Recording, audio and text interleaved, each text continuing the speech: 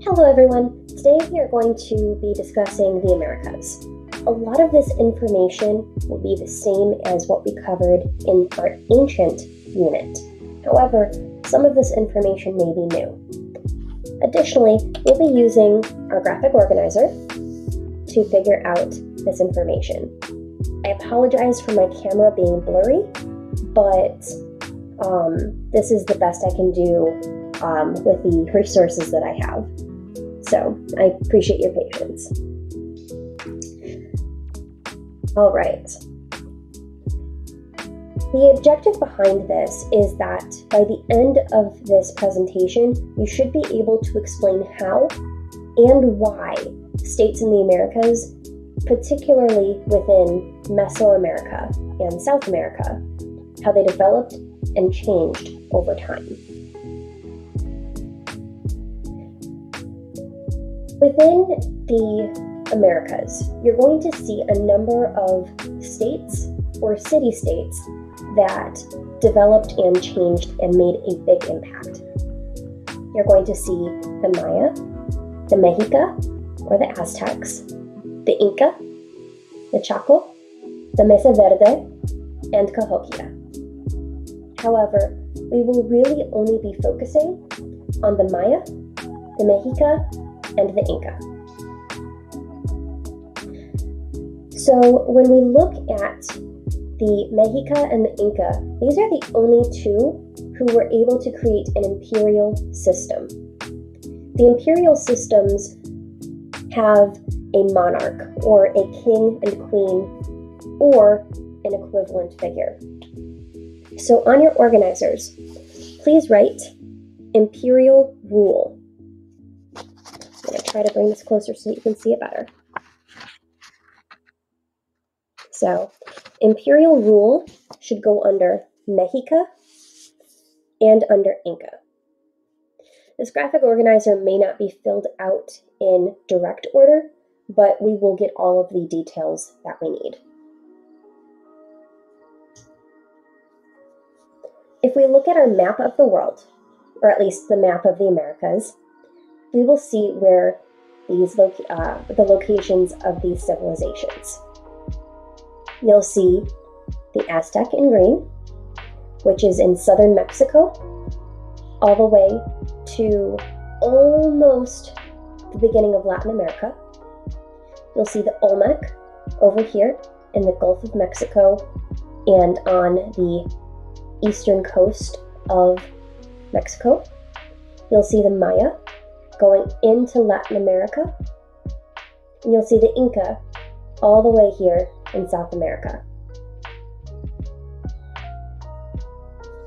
So when we look at our organizer, we can say that the Mexica were located in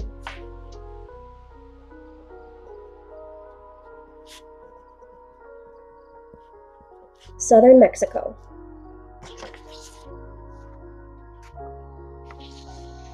We will say that the Inca are on the west coast of South America.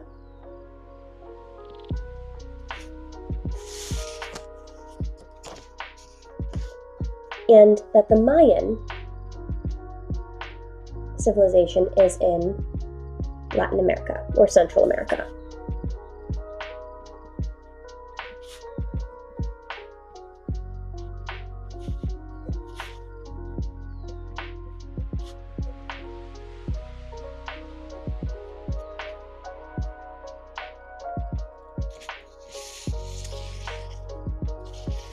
So, Mexica, southern Mexico, Inca, the west coast of South America, and the Mayans on the in Central America or Latin America.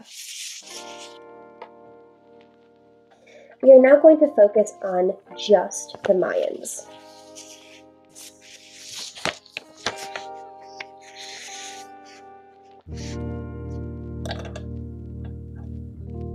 When we look at the Mayans were more of a collection of city-states that were each individually ruled as opposed to one huge civilization.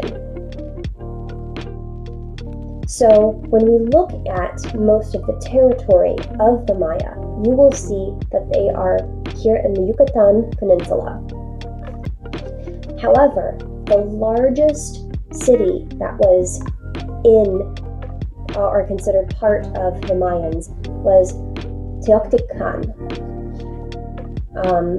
and that was over here, closer to almost into the central part of Mexico, but definitely also in the south part. So south, middle Mexico, you're going to see Teotihuacan. And I apologize if my pronunciation is not all that great. If you have the opportunity, please read this article from Khan Academy to give you more of a groundwork for the Mayans, but we will not go over that right now. When we are looking at the culture and the religion of the Mayans, we are going to see human sacrifice as a tool to appease the gods. The Mayans are not as notorious as the Aztec for human sacrifice, but they still did participate in it. As we can see from these images, we have rituals as part of daily culture. So in this one, we have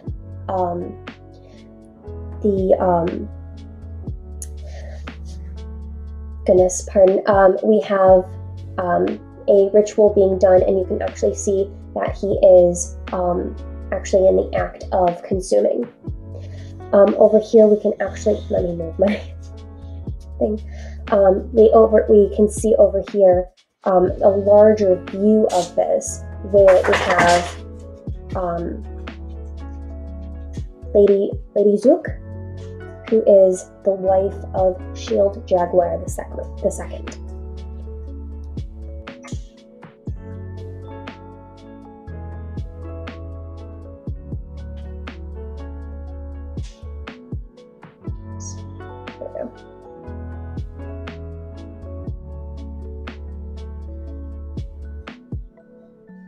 There's a lot of attention given to societies in the Americas where human sacrifice and bloodletting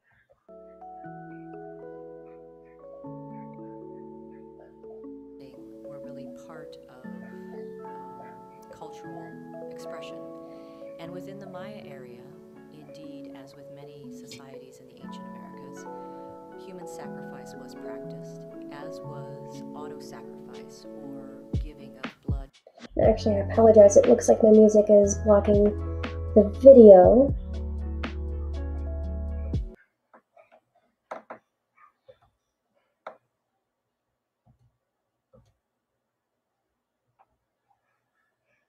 There's a lot of attention given to societies in the Americas where human sacrifice and bloodletting were really part of cultural expression. And within the Maya area, indeed, as with many societies in the ancient Americas, human sacrifice was practiced, as was auto-sacrifice or giving of blood from your own body during certain ritual events. We have many examples in the artworks and in the archaeological record of Maya sites that give evidence for human sacrifice. And we have many artistic representations of elites and royal figures drawing blood from their own body as part of ritual events. Where many people misunderstand the importance of both sacrifice and blood sacrifice are in many presentations that we have in contemporary media and of all kinds, whether that be television or internet or print media, that really exaggerates the practice as it's interpreted from ancient times, and by extension of that is really used as a negative for many people who are the descendants of these civilizations. So while sacrifice and blood sacrifice did have an important role in ancient times, we do not see evidence in the Maya civilization for the kind of exaggerated spectacles that are presented in some Hollywood films, whether that's Apocalypto or 2012 or some of these other films that are really intent on providing drama and exaggerated situations for contemporary entertainment reasons, but really have little resonance with what we understand about cultural practices in ancient times.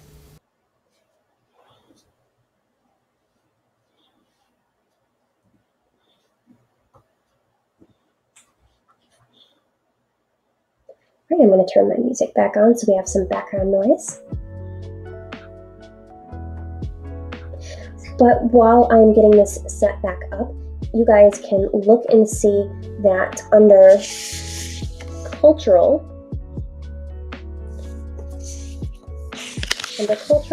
for Maya, we learned from the video that sacrifice was a big part of Mayan culture.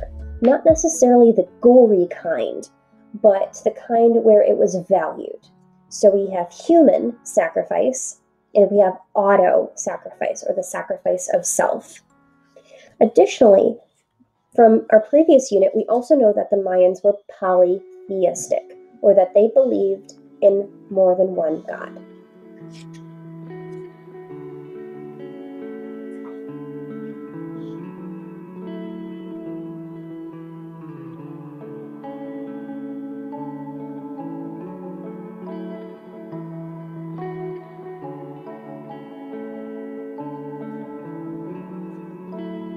Also, I apologize for my dog is noisy in the background. He's chewing a bone.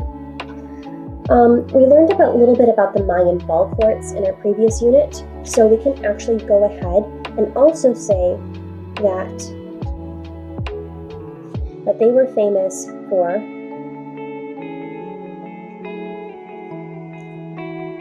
Pakatok, which was the ball game.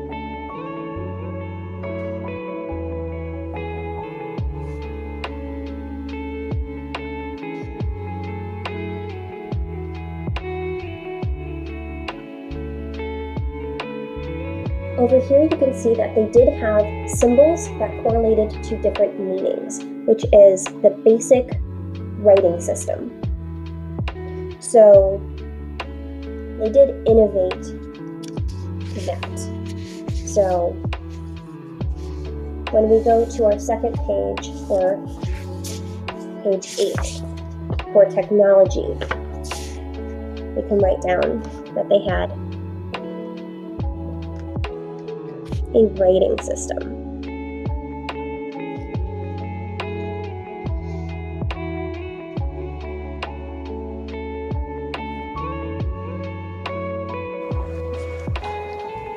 If we look at this, we can see what are the things that the Mayan valued. We can see what they felt was spiritual. We could see that there were warriors, that they used a lot of swirls and lines in order to convey meaning, that there wasn't a lot of empty space. Every single bit of this picture is taken up by symbols or meaning. So we can see from this that they were very complex, even within their artwork. At its peak, we can see that the Mayans extended all the way over to these different borders.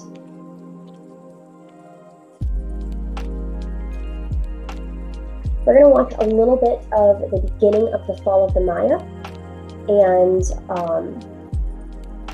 we're only going to do a couple of minutes just because this is a 13-minute video, but please do pay attention because it has a lot of good information. And I also, again, will turn off my music.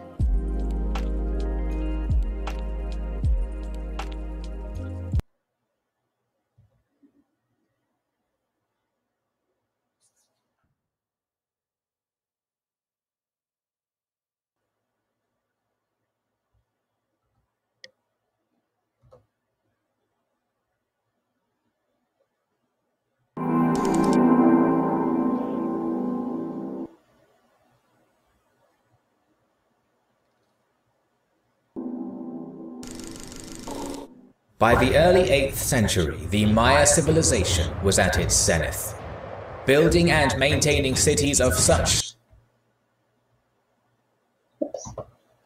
trying to move this. Scale that future explorers hypothesized that they must have been built by lost tribes of Israel or the Phoenicians. But only 150 years later, the flourishing classic Maya civilization had crumbled, undergoing one of the most devastating social and demographic upheavals in human history. Yet the Maya wouldn't succumb to Spanish control until 1697, nearly 200 years after the Aztecs and Inca. The great collapse and fall of the Maya is a story of change, triumph, and tragedy, where ancient thrones will be shattered, but from them, new powers will emerge. There is no disputing that the Maya civilization in the southern lowlands underwent some sort of collapse. The prevailing question is why. Unfortunately, we do not have any records of the collapse from the Maya themselves. The stelae that we rely upon usually focus on the lives of god-kings rather than agricultural yields, and the books that may have contained these records have been reduced to ash. What we do know is that in the 8th and 9th centuries, alliances began breaking down, trade declined, and intense conflicts spiraled out of control. The greatest example of this is the Tikal-Calakmul Wars we saw in the previous video. By 830 AD, the large-scale constructions that we associate with the Maya had mostly stopped, and at Itzimte we see the final date carved on a stele, the 16th of January 910, which marked that one of humanity's brightest lights, the classic urban civilization of the Maya, was at an end. Similar to the fall of Rome or the Hittites, we know that there is more than one single reason for the collapse.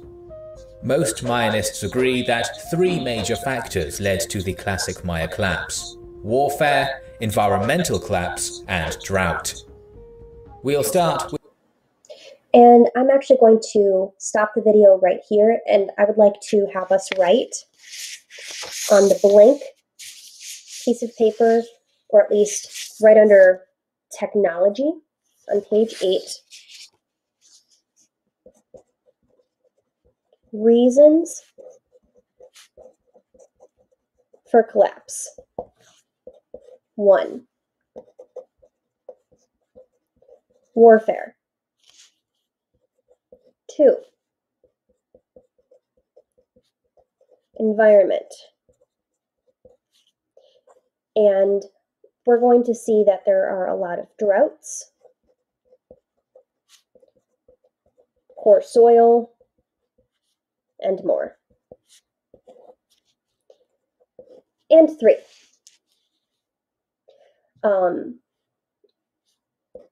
drought does get its own separate category, but as part of the environment or the environmental collapse, we can just kind of put those together. So, warfare, environment or environmental collapse, and drought. Additionally, we can also go back and make a note under political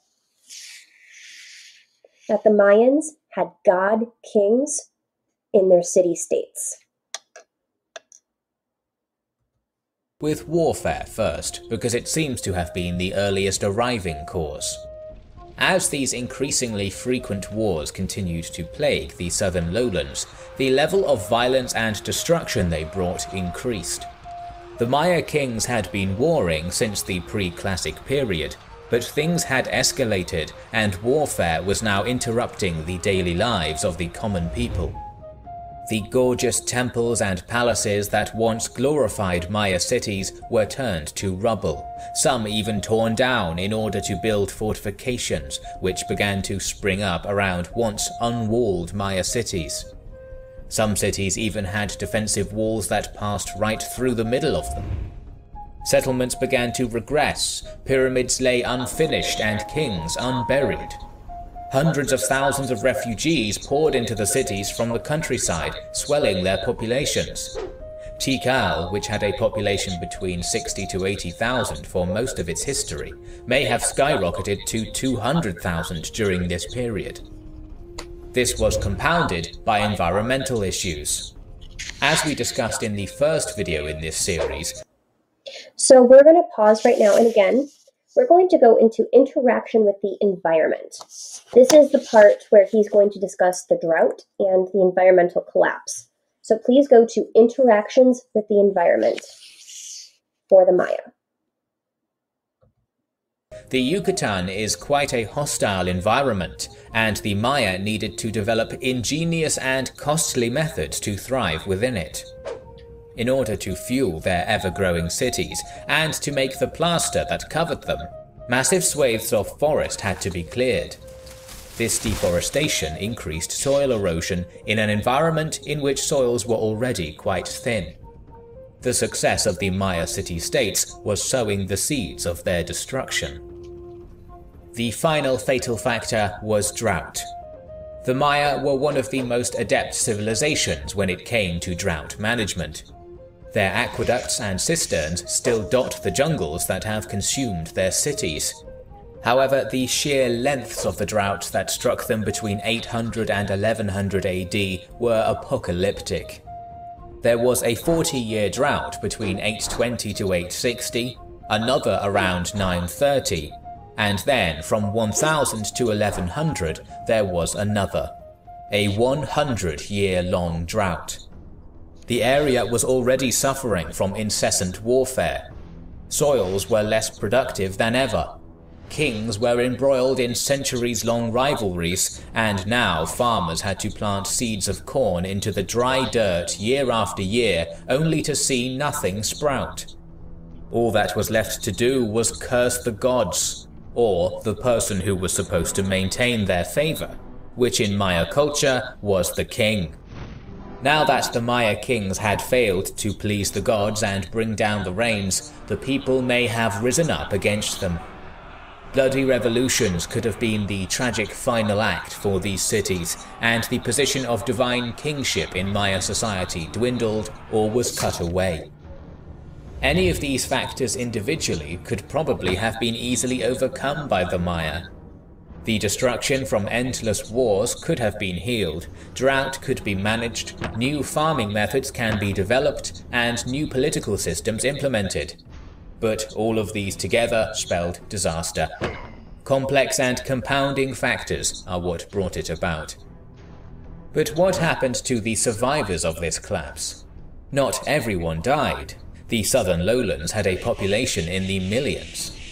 It is a great mystery of archaeology, but we do have some records of them migrating north. During this period... So we are going to cut the video off there because, again, it is a 13-minute video. But you guys can, of course, watch the rest of it on your own if you would like.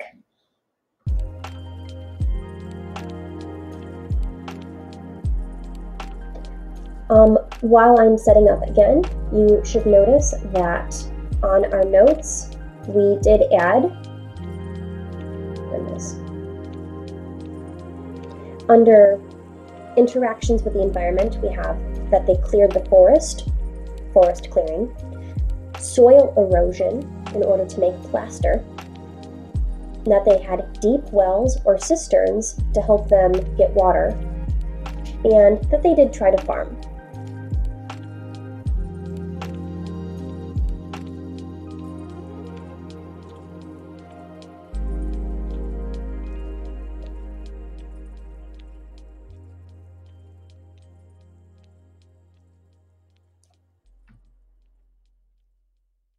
Now we're going to look at some images to see what the Mayans valued and also to see what they considered important enough to have drawn and kept for posterity.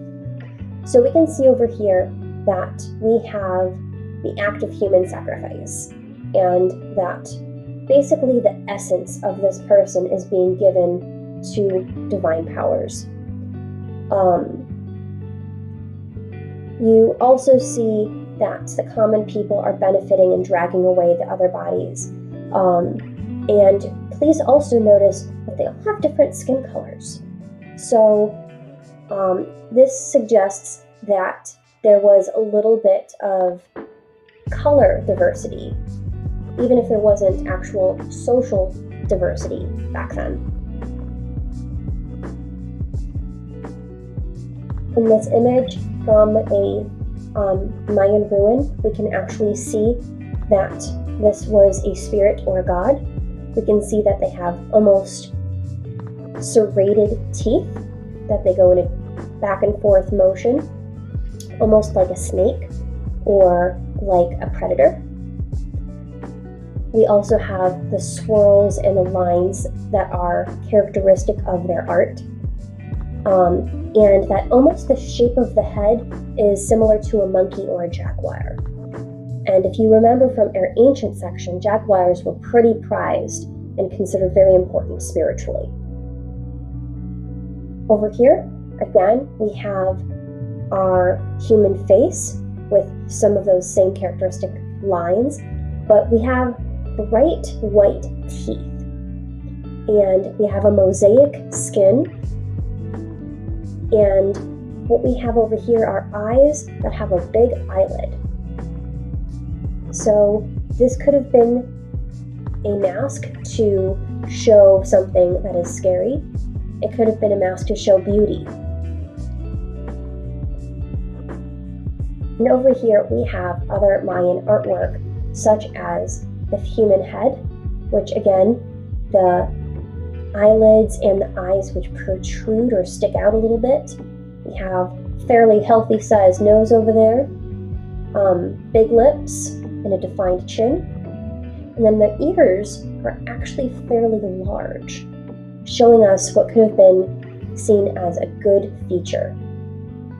Then if you look at our vases and bowls, you see again a lot of that space being taken up and used.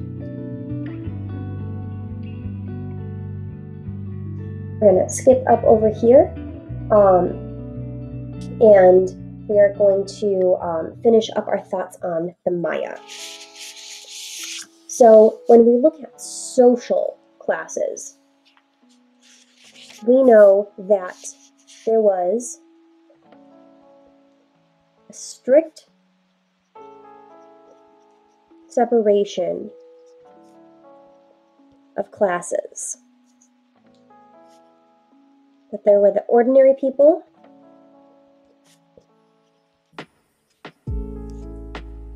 versus the priests and the god kings. Additionally, when we're looking at times, we're looking at about 600 BCE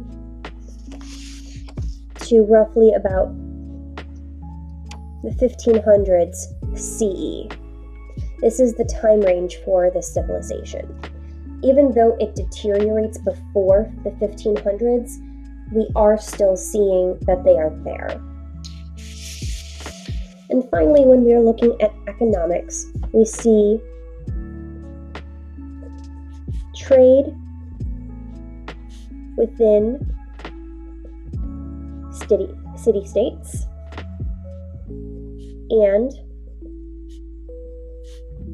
with other city-states. They traded crops such as corn or maize and artisan goods.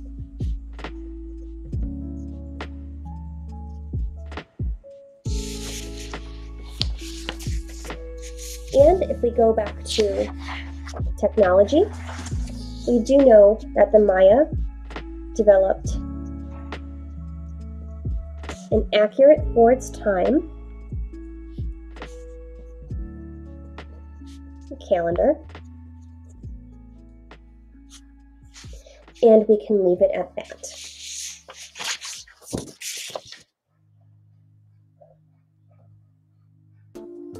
All right, going on to the Mexica, aka the Aztecs. We're going to put in some dates for these guys.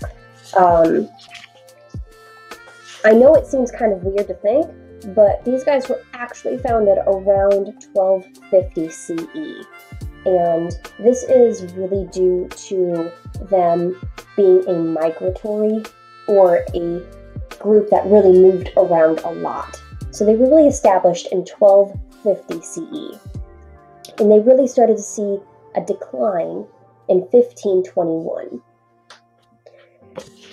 Additionally, we can also make notes about the Inca, and they were established in 1438, and they really declined in 1532. So that was the Inca, 1438 to 1532, and the Mexica are 1250 to 1521.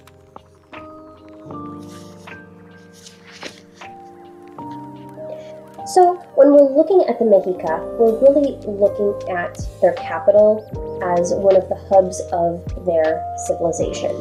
Their capital was Tenochtitlan, and Tenochtitlan was kind of like a floating city with their floating gardens, aka Chinampas.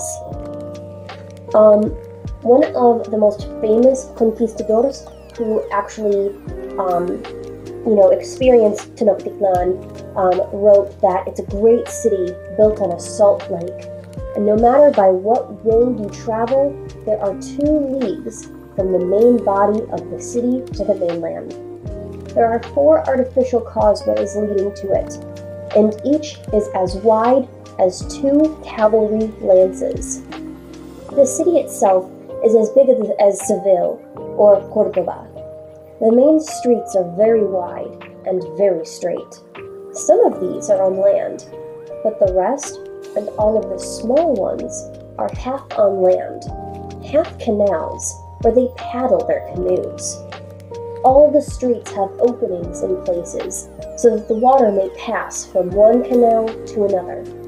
Over all of these openings, and some of them are very wide, there are bridges.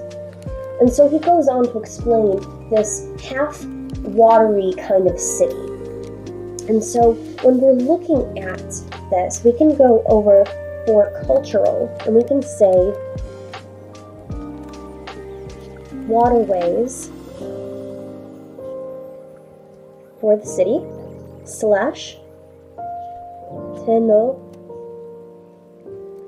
Tenochtitlan.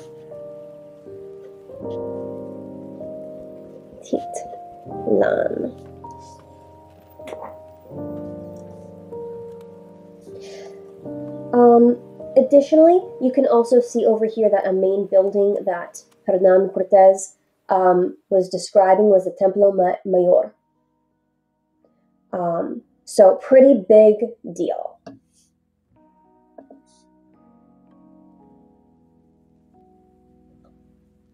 And again, when we're looking at the Mexica Empire, let me go back. We are seeing that they kind of expanded around similar areas as the Maya, but not quite on top of it.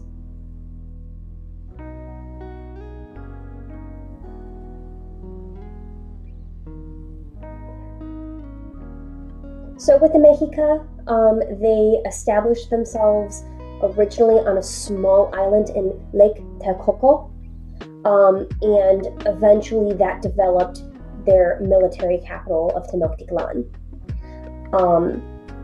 Additionally, they were able to assemble between themselves 3 major parts of their empire, well, to combine to create this amazing military conquest. So when we're looking at political, we have 3 main cities that combined as a military power.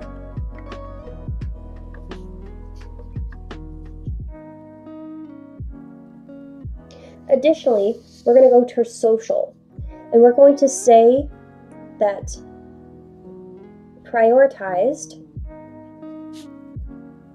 military strength.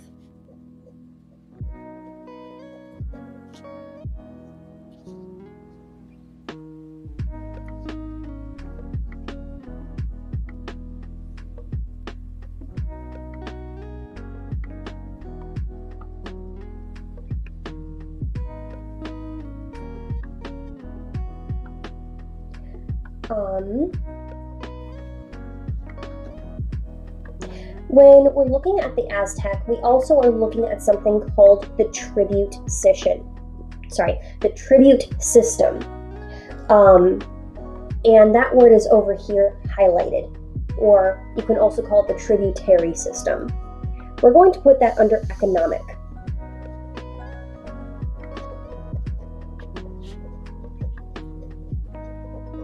This means that when the Aztec conquered people, they were actually getting their money from those conquered people. So conquered people gave them taxes. These taxes helped fund their city, and it helped grow their empire. The Aztec didn't really develop local governments. They really did just depend on their military strength, taking slaves from the conquered people, and then also collecting money and tributes from those conquered people.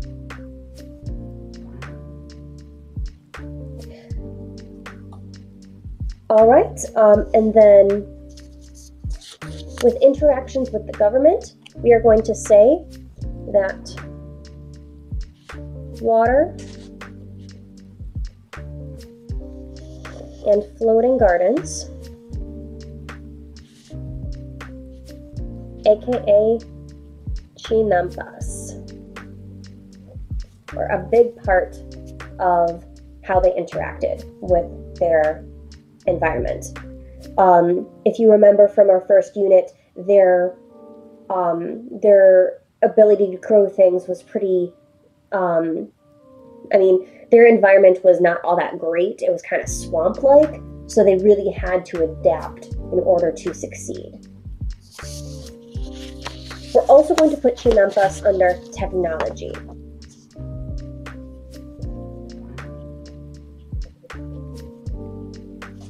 Because that is something that they did innovate and create.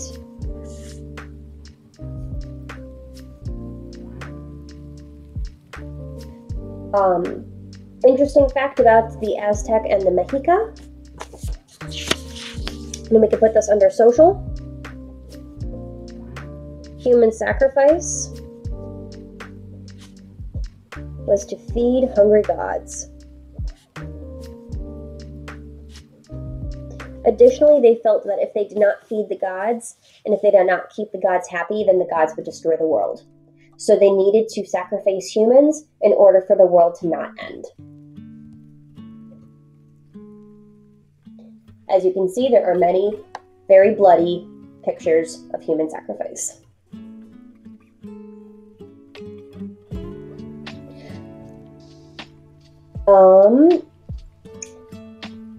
Under cultural for religion, we can also mention that one of their gods was the god. Oh goodness, please, please forgive my horrible pronunciation, but Huitzilopochtli.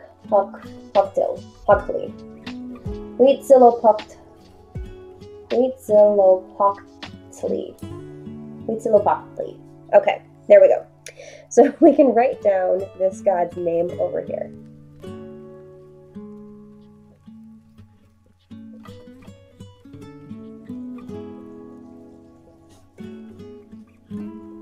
So he was the national god of the Mexicas, and he was the god of sacrifice and of the sun, and basically just like the deity of war.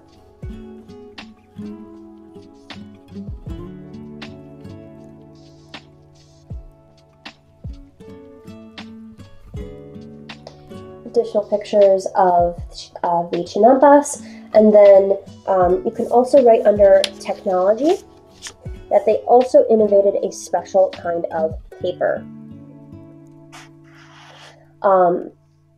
This is different than a lot of European or Middle Eastern paper, because a lot of Middle Eastern and Egyptian paper was made actually using papyrus. And so with the Mexica paper, it was used to make books that were religious. It was used in fashion for mostly the priests. And it was used also for just other parts of the religion, including the dead and funerals. Paper was another way that they actually used as currency. So you also can see that over here we have the Codex Mendoza, and it actually can show you where some of these cities were that were making paper. And so aside from this, we can also look at the roles of women and additional trade and industry for the Mexica. Women sometimes held parallel roles in the society, and so you could see sometimes that priestesses had a lot of power, that sometimes women were traders or teachers, or they were in the craft guild. Even still though, men were still seen as superior.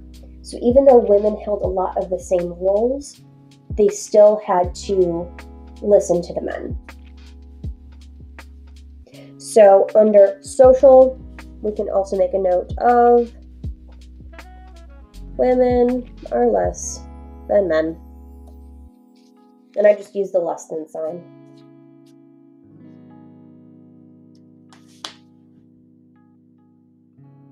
All right, so now let's talk about the Inca. So with the Inca, again, we are looking at the time period of about 1438 to 1532. When we are specifically looking at the Inca, we are looking at, yes, the west coast of South America, but the specific countries within it that they were in were Colombia, Chile, and Peru. Additionally, they did incorporate a lot of traditions of the people who lived in the Andes mountain range, and those were the Chavin, the Moche, Nazca, and the Chimu. Additionally, the Inca Empire was a lot larger than the Mexica. In comparison, like the Inca spread out through a huge amount of South America. When we're looking at innovations, so again, going to that last page where we're talking about technology, we are going to look at thousands of miles of roads and bridges. They were master craftsmen, and a lot of these roads and bridges still exist in working condition today. So that's hundreds upon hundreds of years that's still there and usable.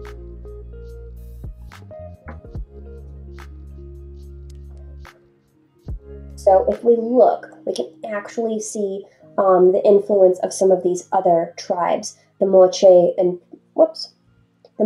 purple, then we have the Chimu in yellow, and then the Inca territory just outlined in red. But everything inside of this red was Inca territory. We're not going to watch this video because this presentation is already fairly long. You can watch that on your own time. When you're looking at Inca textiles, you're not only looking at the cloth that they weaved, but you're also going to look at something called quipu. And since the Inca did not have a writing system, they actually used the quipu in order to keep track of birth, death, and just other records. You can also see that they also had gold and other precious crafts that they were able to make. Of course, you cannot talk about the Inca without talking about Machu Picchu. You've probably heard that name before, but as you can see, absolutely gorgeous scenery, but it is in the Andes mountain range.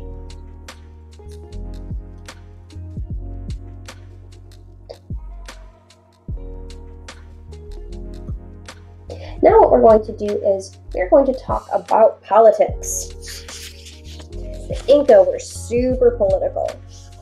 So we're going over to social and political. Please ignore the word Mita for now. We're going to talk about that in a little bit. But we are going to say that they had a bureaucracy.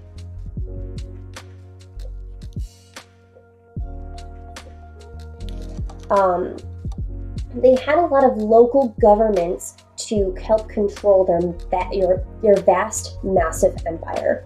But at the top, you have your single emperor. So, local governments, answer to emperor.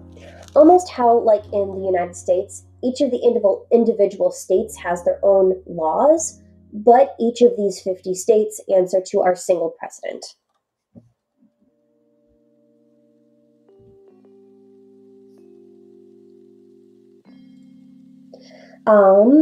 Additionally, when you have the Inca taking over different territory, you are having them try to make these people a part of society.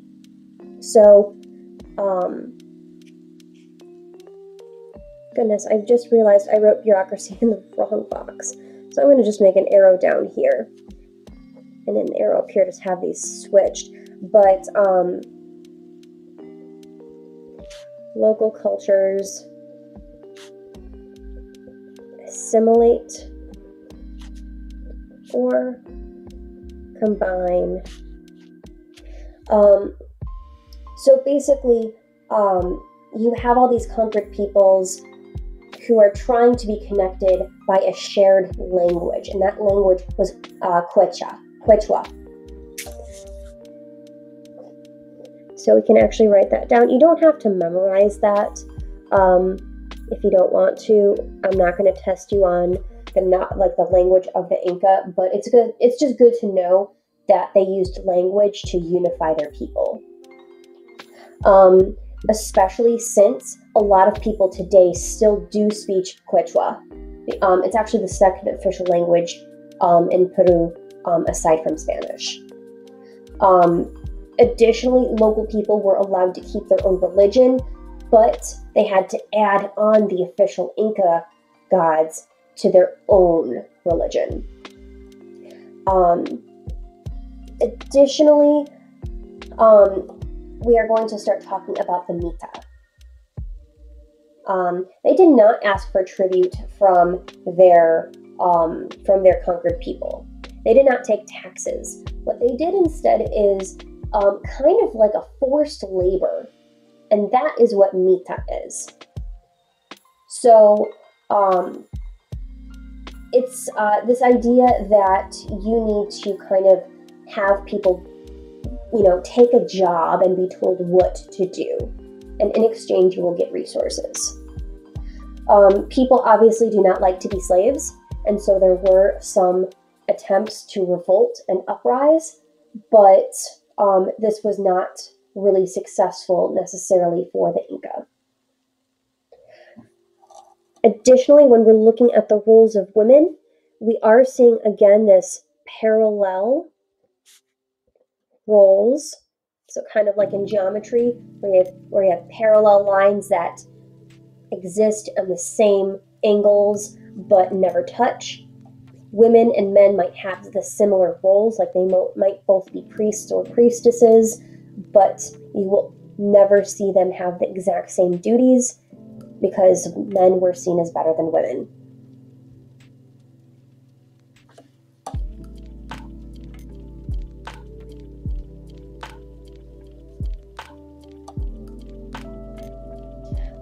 Going over to talk about the Mita.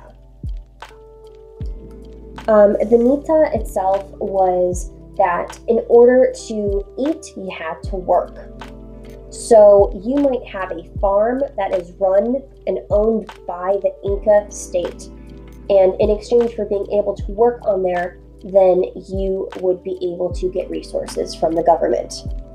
Possible jobs included laboring on farms, and these helped support their community, their temples, and their religious schools.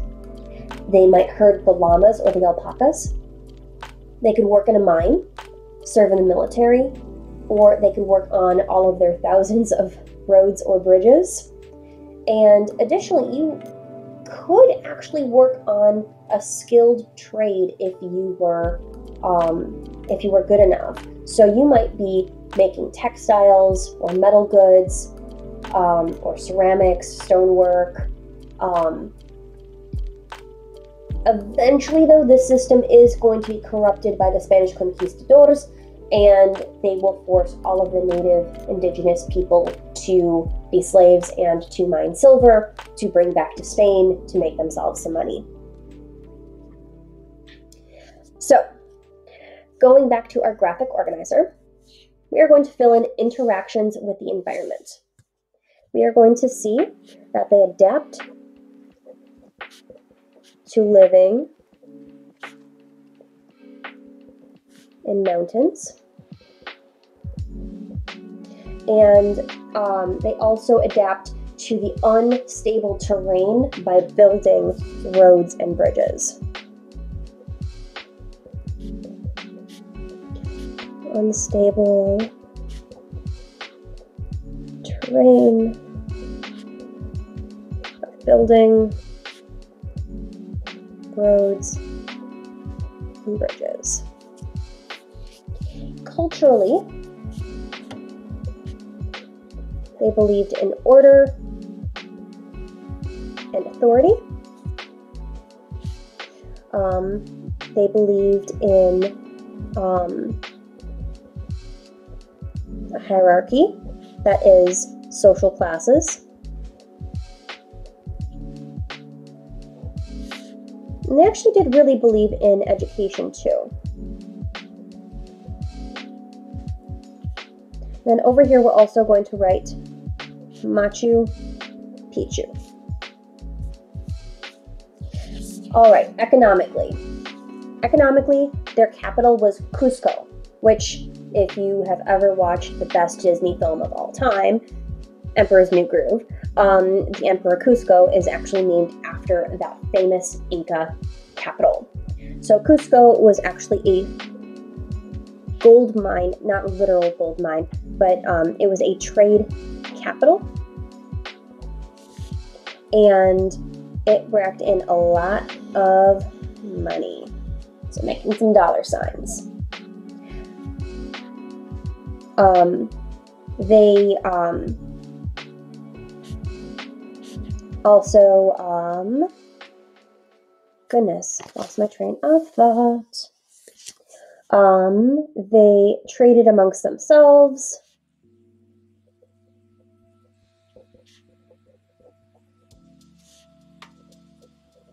And had precious metals, food crops, wool from the alpaca or the llamas, and also textiles such as clothing, blankets, rugs, decorative items, ceramics, and stonework. Keep in mind that with all of this, these are people who are savvy enough that they can make thousands of bridges and roads, but they don't actually have the wheel. So they are smart enough to have local bureaucracy, but they don't have a writing system. So the Inca are pretty much this huge contradiction. That being said, we have finished our outline and we have finished our presentation. As always, if you have any questions, concerns, please feel free to reach out to me through email. Thank you.